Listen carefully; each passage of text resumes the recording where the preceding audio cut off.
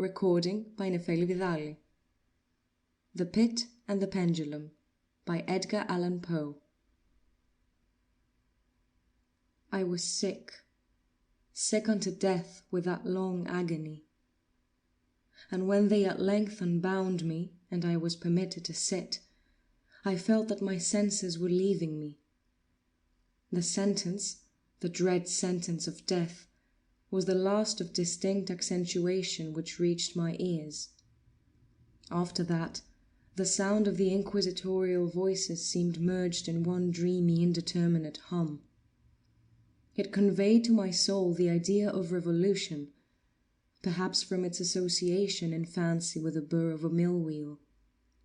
This only for a brief period, for presently I heard no more. Yet for a while I saw, but with how terrible an exaggeration, I saw the lips of the black-robed judges. They appeared to me white, whiter than the sheet upon which I traced these words, and thin even to grotesqueness, thin with the intensity of their expression of firmness, of immovable resolution, of stern contempt of human torture.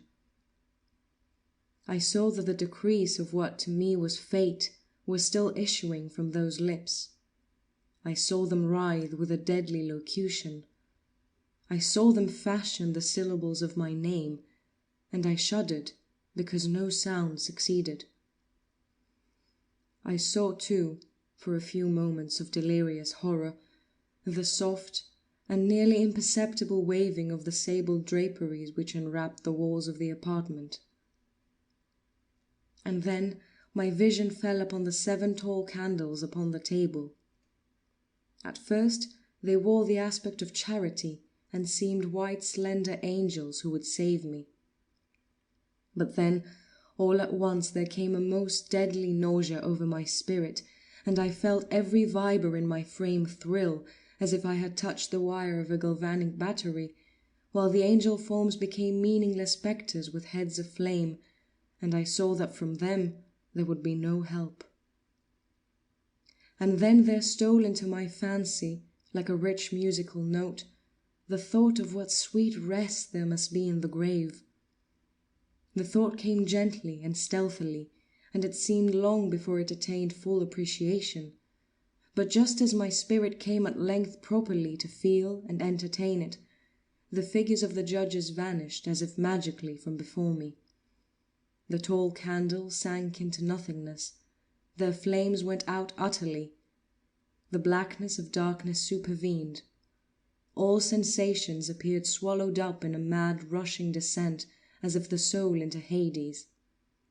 Then silence and stillness and night were the universe. I had swooned, but still will not say that all of consciousness was lost. What of it there remained I will not attempt to define, or even to describe, yet all was not lost. In the deepest slumber, no, in delirium, no, in a swoon, no, in death, no, even in the grave, all is not lost. Else there is no immortality for man. Arousing from the most profound of slumbers, we break the gossamer web of some dream. Yet in a second afterward, so frail may that web have been, we remember not that we have dreamed. In the return to life from the swoon there are 2 stages. First, that of the sense of mental or spiritual. Secondly, that of the sense of physical existence. It seems probable that if upon reaching the second stage we could recall the impressions of the first, we should find these impressions eloquent in memories of the gulf beyond. And that gulf is what? How at least shall we distinguish its shadows from those of the tomb? But if the impressions of what I have termed the first stage are not at will recalled, yet, after long interval, do they not come unbidden, while we marvel whence they come? He who has never swooned is not he who finds strange palaces and wildly familiar faces in coals that glow. Is not he who beholds floating in mid-air the sad visions that the many may not view. is not he who ponders over the perfume of some novel flower, is not he whose brain grows bewildered with the meaning of some musical cadence which has never before arrested his attention. Amid frequent and thoughtful endeavours to remember, amid earnest struggles to regather some token of the state of seeming nothingness into which my soul had lapsed, there have been moments when I have dreamed of success. There have been brief, very brief periods when I have conjured up remembrances which the lucid reason of a later epoch assures me could have had reference only to that condition of seeming unconsciousness.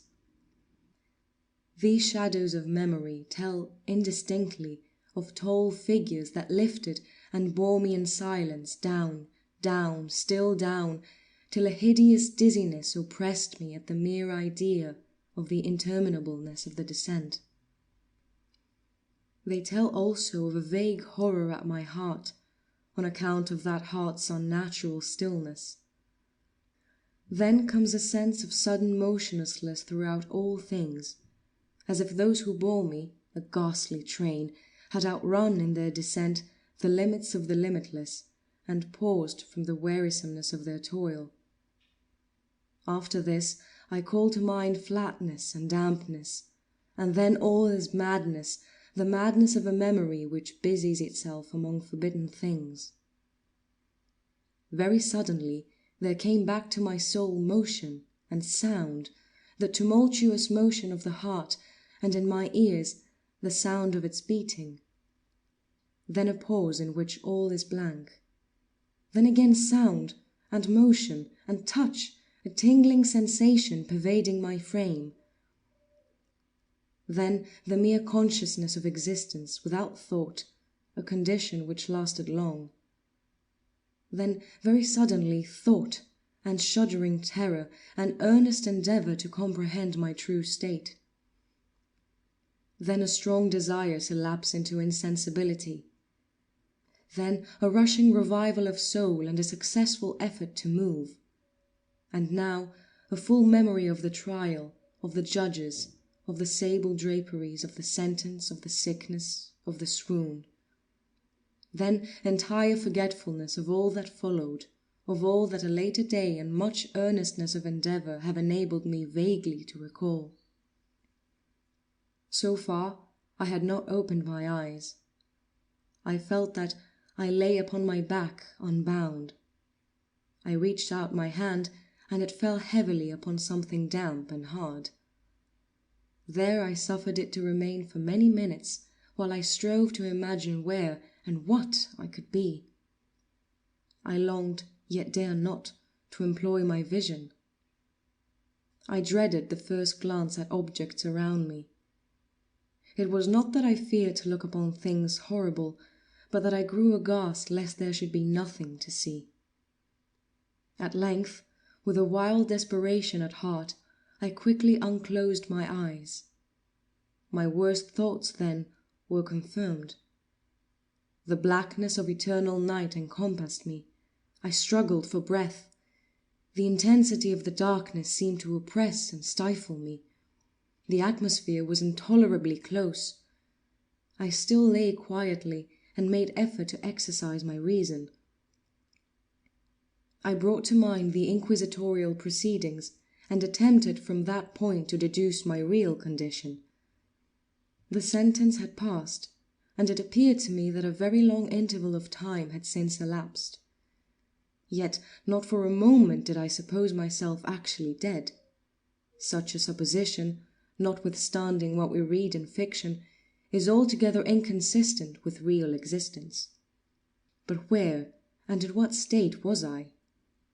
The condemned to death, I knew, perished usually at the autos da fe, and one of these had been held on the very night of the day of my trial. Had I been remanded to my dungeon to await the next sacrifice, which would not take place for many months? This I at once saw could not be. Victims had been in immediate demand. Moreover, my dungeon, as well as all the condemned cells at Toledo, had stone floors, and light was not altogether excluded. A fearful idea now suddenly drove the blood in torrents upon my heart, and for a brief period I once more relapsed into insensibility. Upon recovering, I at once started to my feet, trembling convulsively in every fibre. I thrust my arms wildly above and around me in all directions. I felt nothing, yet dreaded to move a step, lest I should be impeded by the walls of a tomb. Perspiration burst from every pore and stood in cold big beads upon my forehead.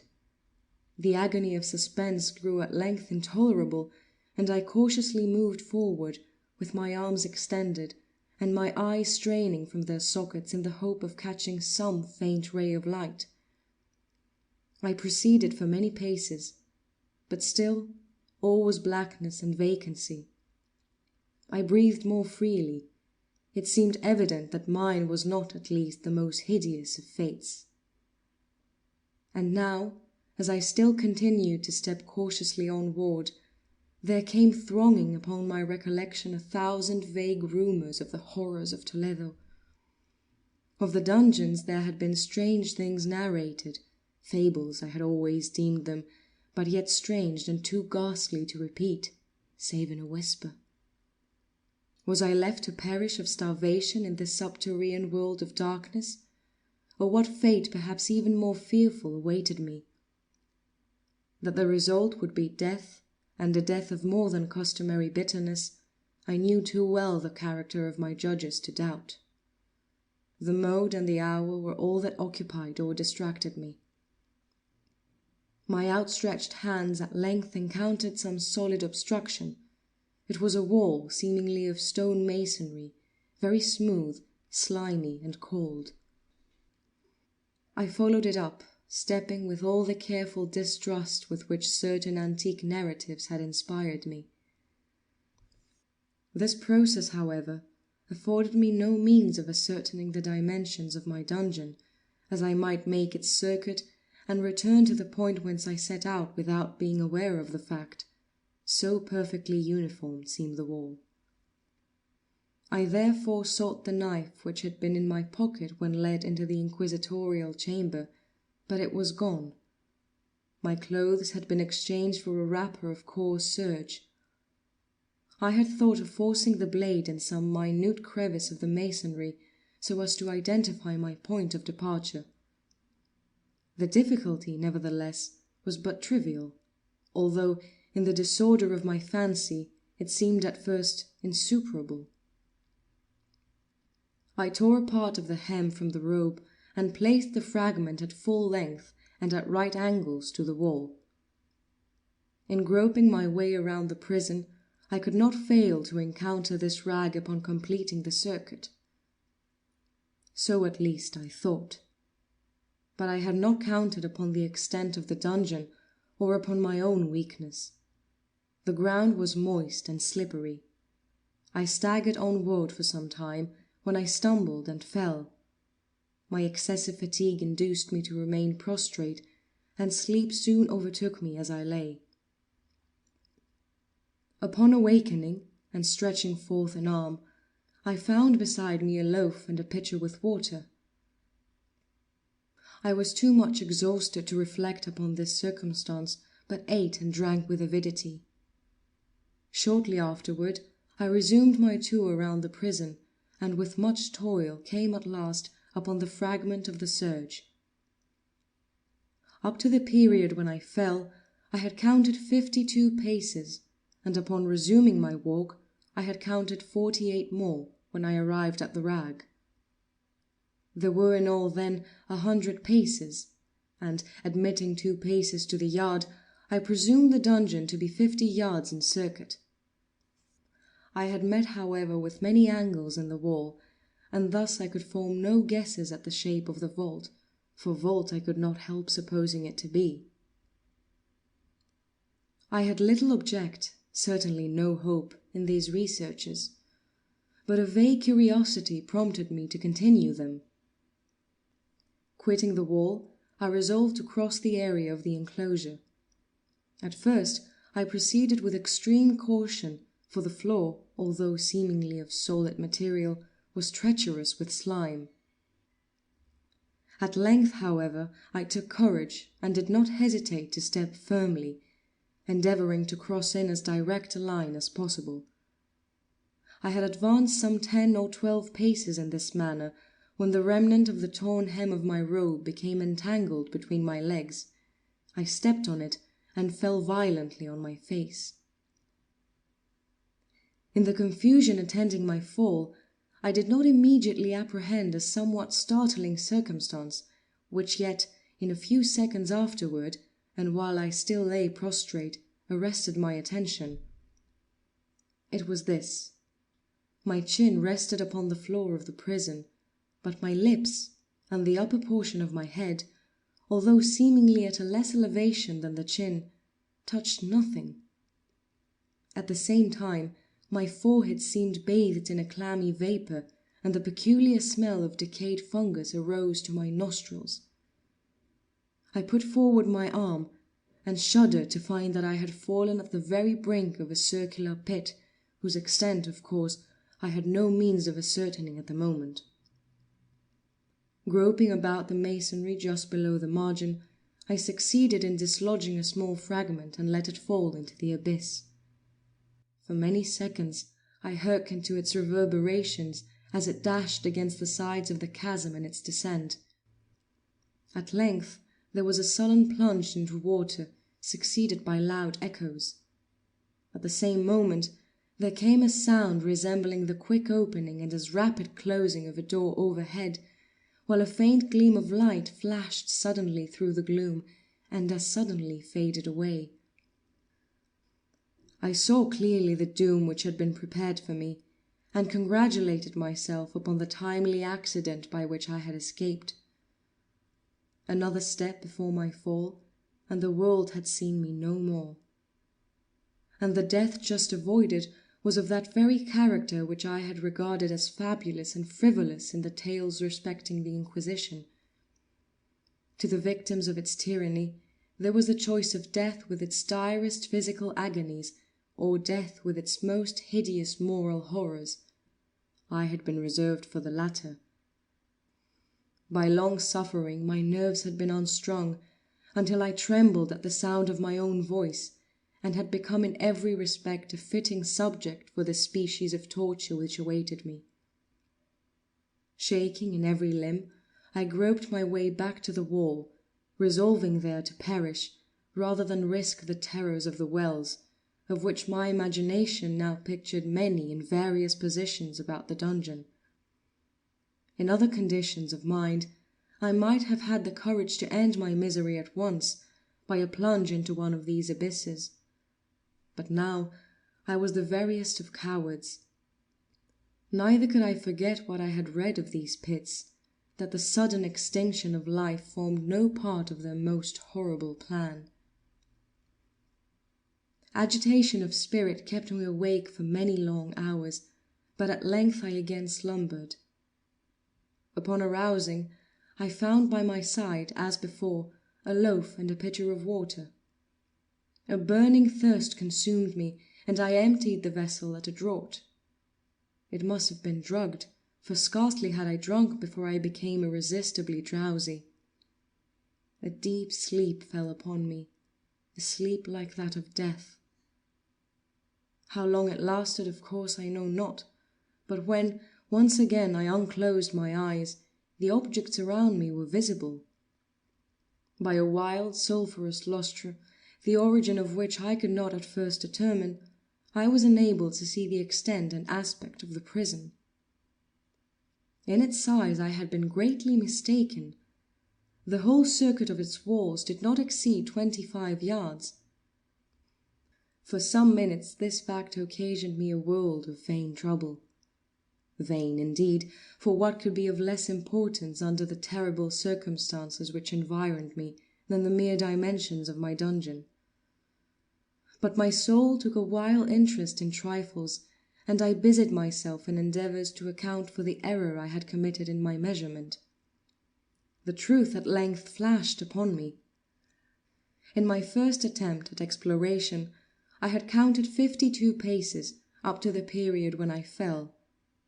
I must then have been within a pace or two from the fragment of serge. In fact, I had nearly performed the circuit of the vault. I then slept, and upon awakening I must have returned upon my steps, thus supposing the circuit nearly double what it actually was. My confusion of mind prevented me from observing that I began my tour with a wall to the left, and ended it with a wall to the right. I had been deceived, too, in respect to the shape of the enclosure. In feeling my way I had found many angles, and thus deduced an idea of great irregularity, so potent is the effect of total darkness upon one arousing from lethargy or sleep. The angles were simply those of a few slight depressions or niches at odd intervals. The general shape of the prison was square. What I had taken for masonry seemed now to be iron or some other metal in huge plates whose sutures or joints occasioned the depression. The entire surface of this metallic enclosure was rudely daubed in all the hideous and repulsive devices to which the charnel superstition of the monks had given rise. The figures of fiends in aspects of menace, with skeleton forms and other more really fearful images, overspread and disfigured the walls. I observed that the outlines of these monstrosities were sufficiently distinct, but that the colours seemed faded and blurred, as if from the effects of a damp atmosphere. I now noticed the floor, too, which was of stone. In the centre yawned the circular pit from whose jaws I had escaped, but it was the only one in the dungeon. All this I saw indistinctly and by much effort, for my personal condition had been greatly changed during slumber. I now lay upon my back, and at full length, on a species of low framework of wood. To this I was securely bound by a long strap resembling a surcingle. It passed in many convolutions about my limbs and body, leaving at liberty only my head and my left arm to such an extent that I could, by dint of much exertion, supply myself with food from an earthen dish which lay by the side on the floor. I saw, to my horror, that the pitcher had been removed. I say to my horror, for I was consumed with intolerable thirst. This thirst it appeared to be the design of my persecutors to stimulate, for the food in the dish was meat pungently seasoned. Looking upward, I surveyed the ceiling of my prison. It was some 30 or 40 feet overhead, and constructed much as the side walls.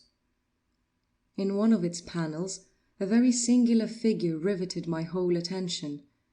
It was the painted figure of Time, as he is commonly represented, save that, in lieu of a scythe, he held what, at a casual glance, I supposed to be the pictured image of a huge pendulum, such as we see on antique clocks. There was something, however, in the appearance of this machine which caused me to regard it more attentively. While I gazed directly upward at it, for its position was immediately over my own, I fancied that I saw it in motion. In an instant afterward, the fancy was confirmed. Its sweep was brief, and of course, slow. I watched it for some minutes, somewhat in fear, but more in wonder. Wearied at length with observing its dull movement, I turned my eyes upon the other objects in the cell. A slight noise attracted my notice, and looking to the floor I saw several enormous rats traversing it. They had issued from the wall which lay just within view to my right. Even then, while I gazed, they came up in troops, hurriedly, with ravenous eyes, allured by the scent of the meat. From this it required much effort and attention to scare them away. It might have been half an hour, perhaps even an hour, for I could take but imperfect note of time, before I again cast my eyes upward. What I then saw confounded and amazed me. The sweep of the pendulum had increased in extent by nearly a yard.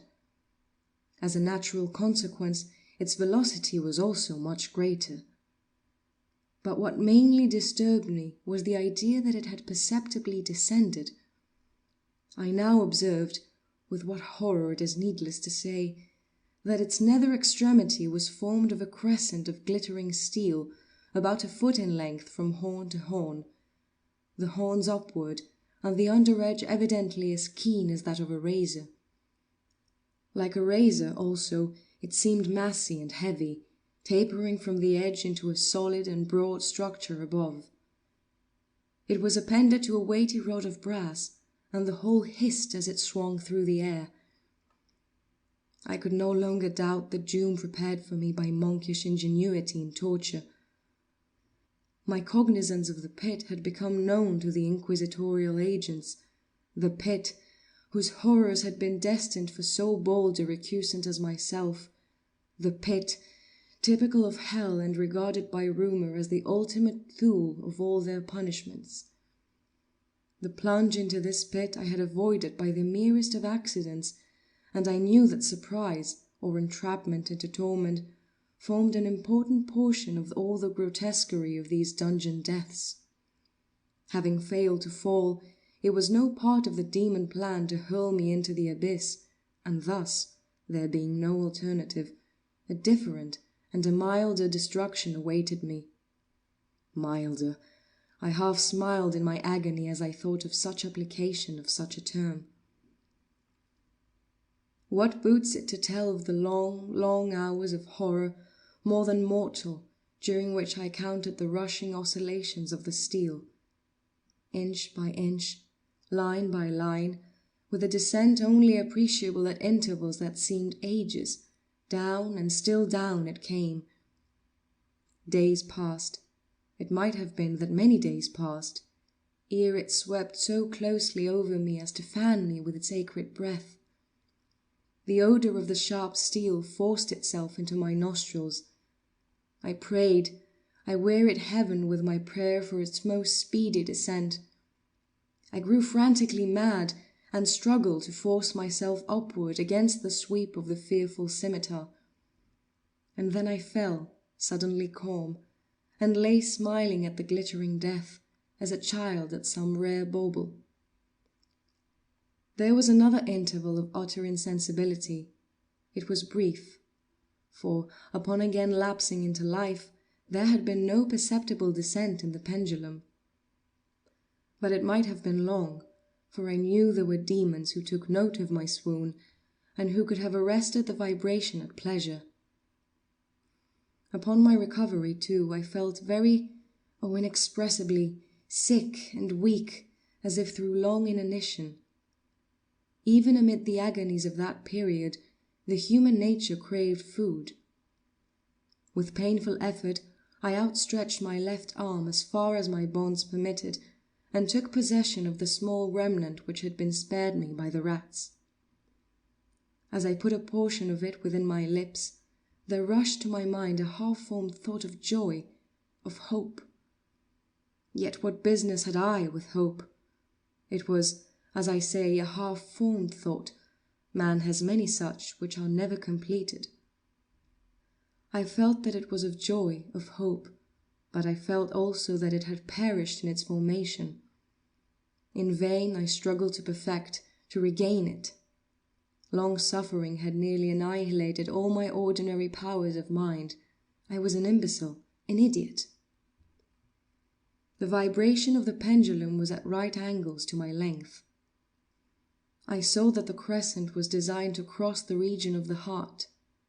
It would fray the serge of my robe. It would return and repeat its operations again and again. Notwithstanding its terrifically wide sweep, some 30 feet or more, and the hissing vigour of its descent, sufficient to sunder these very walls of iron, still the fraying of my robe would be all that for several minutes it would accomplish. And at this thought I paused. I dare not go further than this reflection. I dwelt upon it with a pertinacity of attention, as if, in so dwelling, I could arrest here the descent of the steel. I forced myself to ponder upon the sound of the crescent as it should pass across the garment, upon the peculiar thrilling sensation which the friction of cloth produces on the nerves. I pondered upon all this frivolity until my teeth were on edge. Down, steadily down it crept. I took a frenzied pleasure in contrasting its downward with its lateral velocity. To the right, to the left, far and wide, with a shriek of a damned spirit, to my heart, with a stealthy pace of the tiger. I alternately laughed and howled, as the one or the other idea grew predominant. Down, certainly, relentlessly down. It vibrated within 3 inches of my bosom. I struggled, violently, furiously, to free my left arm. This was free only from the elbow to the hand. I could reach the latter from the platter beside me to my mouth with great effort, but no farther.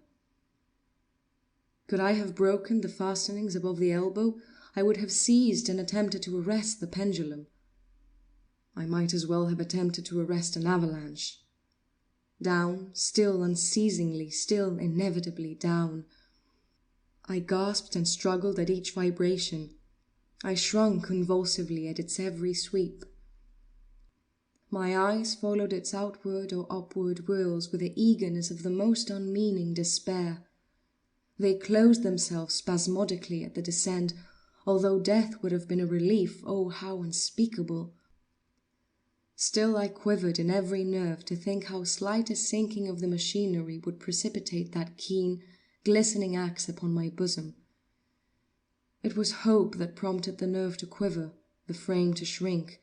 It was hope, the hope that triumphs on the rack, that whispers to the death-condemned even in the dungeons of the Inquisition.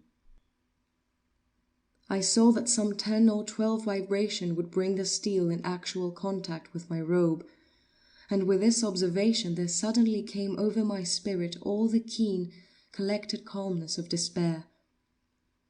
For the first time during many hours, or perhaps days, I thought.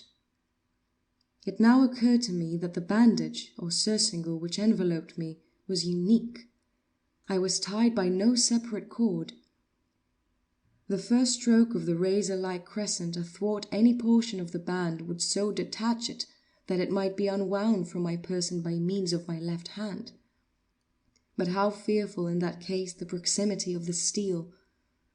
The result of the slightest struggle, how deadly! Was it likely, moreover, that the minions of the torturer had not foreseen and provided for this possibility? Was it probable that the bandage crossed my bosom in the track of the pendulum? Dreading to find my faint, and, as it seemed, my last hope frustrated, I so far elevated my head as to obtain a distinct view of my breast. The surcingle enveloped my limbs and body close in all directions, save in the path of the destroying crescent. Scarcely had I dropped my head back into its original position, when there flashed upon my mind what I cannot better describe than as the unformed half of that idea of deliverance to which I had previously alluded, and of which a moiety only floated indeterminately through my brain when I raised food to my burning lips. The whole thought was now present, feeble, scarcely sane, scarcely definite, but still entire. I proceeded at once, with the nervous energy of despair, to attempt its execution. For many hours the immediate vicinity of the low framework upon which I lay had been literally swarming with rats. They were wild, bold, ravenous, their red eyes glaring upon me as if they waited but for motionlessness on my part to make me their prey. To what food, I thought, have they been accustomed in the well? They had devoured, in spite of all my efforts to prevent them, all but a small remnant of the contents of the dish. I had fallen into a habitual seesaw or wave of the hand about the platter, and at length the unconscious uniformity of the movement deprived it of effect. In their voracity, the vermin frequently fastened their sharp fangs in my fingers. With the particles of the oily and spicy viand which now remained, I thoroughly rubbed the bandage wherever I could reach it. Then, raising my hand from the floor, I lay breathlessly still. At first, the ravenous animals were startled and terrified at the change, at the cessation of movement. They shrank alarmedly back. Many sought the well. But this was only for a moment. I had not counted in vain upon their voracity. Observing that I remained without motion, one or two of the boldest leaped upon the framework and smelt at the surcingle. This seemed the signal for a general rush. Forth from the well they hurried in fresh troops. They clung to the wood, they overran it and leaped in hundreds upon my person. The measured movement of the pendulum disturbed them not at all. Avoiding its strokes, they busied themselves with the anointed bandage. They pressed, they swarmed upon me in ever-accumulating heaps. They writhed upon my throat, their cold lips sought my own. I was half stifled by their thronging pressure. Disgust, for which the world has no name, swelled my bosom and chilled with a heavy clamminess my heart. Yet 1 minute, and I felt that the struggle would be over. Plainly I perceived the loosening of the bandage. I knew that in more than one place it must be already severed. With a more than human resolution, I lay still. Nor had I erred in my calculations, nor had I endured in vain. I at length felt that I was free. The surcingle hung in ribbons from my body, but the stroke of the pendulum already pressed upon my bosom. It had divided the serge of the robe. It had cut through the linen beneath. Twice again it swung, and a sharp sense of pain shot through every nerve. But the moment of escape had arrived. At a wave of my hand, my deliverers hurried tumultuously away. With a steady movement, cautious, sidelong, shrinking and slow, I slid from the embrace of the bandage and beyond the reach of the scimitar. For the moment, at least, I was free. Free, and in the grasp of the Inquisition.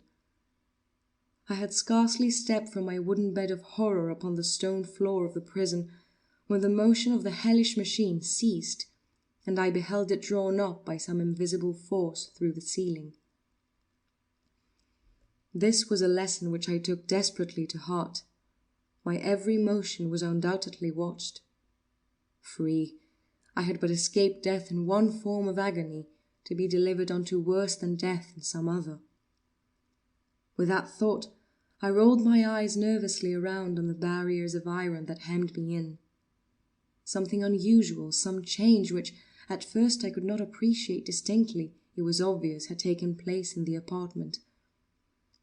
For many minutes of a dreamy and trembling abstraction, I busied myself in vain, unconnected conjecture. During this period, I became aware for the first time of the origin of the sulphurous light which illuminated the cell. It proceeded from a fissure about 1/2 inch in width, extending entirely around the prison at the base of the walls, which thus appeared, and were completely separated from the floor. I endeavoured, but of course in vain, to look through the aperture. As I arose from the attempt, the mystery of the alteration in the chamber broke at once upon my understanding. I have observed that, although the outlines of the figures upon the walls were sufficiently distinct, yet the colours seemed blurred and indefinite. These colours had now assumed, and were momentarily assuming, a startling and most intense brilliancy that gave to the spectral and fiendish portraitures an aspect that might have thrilled even firmer nerves than my own. Demon eyes of a wild and ghastly vivacity glared upon me in 1,000 directions, where none had been visible before, and gleamed with the lurid lustre of a fire that I could not force my imagination to regard as unreal. Unreal. Even while I breathed, there came to my nostrils the breath of the vapour of heated iron. A suffocating odour pervaded the prison. A deeper glow settled each moment in the eyes that glared at my agonies. A richer tint of crimson diffused itself over the pictured horrors of blood. I panted, I gasped for breath. There could be no doubt of the design of my tormentors, oh, most unrelenting, oh, most demoniac of men.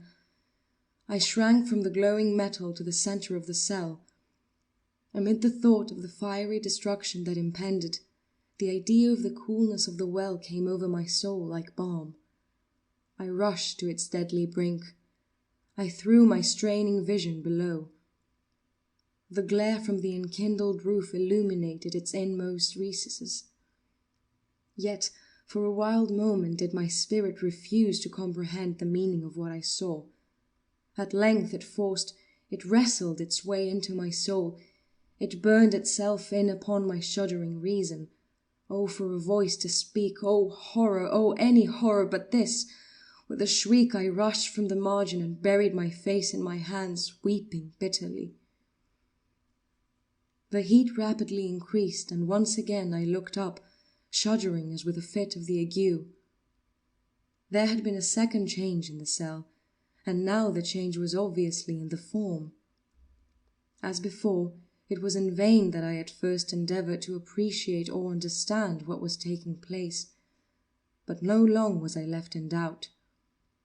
The inquisitorial vengeance had been hurried by my twofold escape, and there was to be no more dallying with the King of Terrors. The room had been square. I saw that 2 of its iron angles were now acute, 2 consequently obtuse. The fearful difference quickly increased with a low rumbling or moaning sound. In an instant the apartment had shifted its form into that of a lozenge. But the alteration stopped not here. I neither hoped nor desired it to stop. I could have clasped the red walls to my bosom as a garment of eternal peace. Death, I said, any death but that of the pit. Fool! Might I not have known that into the pit it was the object of the burning iron to urge me? Could I resist its glow? Or if even that, could I withstand its pressure? And now flatter and flatter grew the lozenge, with a rapidity that left me no time for contemplation. Its centre, and of course its greatest width, came just over the yawning gulf. I shrank back, but the closing walls pressed me resistlessly onward. At length, for my seared and writhing body, there was no longer an inch of foothold on the firm floor of the prison. I struggled no more, but the agony of my soul found vent in one loud, long, and final scream of despair. I felt that I tottered upon the brink. I averted my eyes. There was a discordant hum of human voices. There was a loud blast as of many trumpets. There was a harsh grating as of 1,000 thunders. The fiery walls rushed back. An outstretched arm caught my own as I fell, fainting into the abyss. It was that of General Lasalle. The French army had entered Toledo. The Inquisition was in the hands of its enemies. End of The Pit and the Pendulum by Edgar Allan Poe.